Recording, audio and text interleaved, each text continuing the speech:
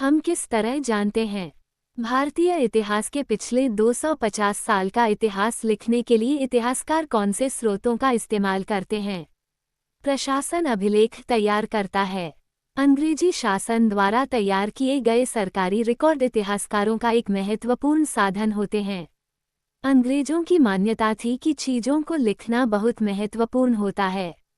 उनके लिए हर निर्देश, हर योजना, नीतिगत फैसले, सहमति, जांच को साफ साफ लिखना जरूरी था। ऐसा करने के बाद चीजों का अच्छी तरह अध्ययन किया जा सकता था और उन पर वाद विवाद किया जा सकता है। इस समझदारी के चलते ज्ञापन, टिप्पणी और प्रतिवेदन पर आधारित शासन की संस्कृति पैदा हुई।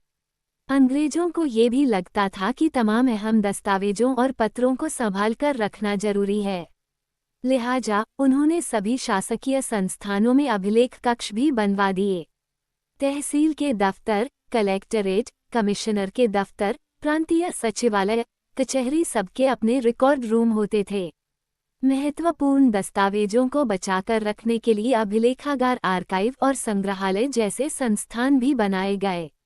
19वीं सदी की शुरुआत में प्रशासन की एक शाखा से दूसरी शाखा के पास भेजे गए पत्रों और ज्ञापनों को आप आज भी अभिलेखागारों में देख सकते हैं।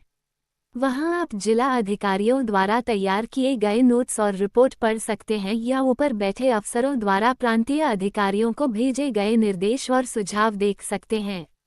19वीं सदी के शुरुआती सालों में इन दस्तावेजों की सावधानीपूर्वक नकलें बनाई जाती थीं।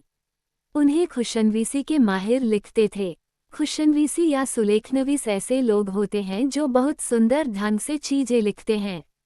19वीं सदी के मध्य तक छपाई तकनीक भी फैलने लगी थी।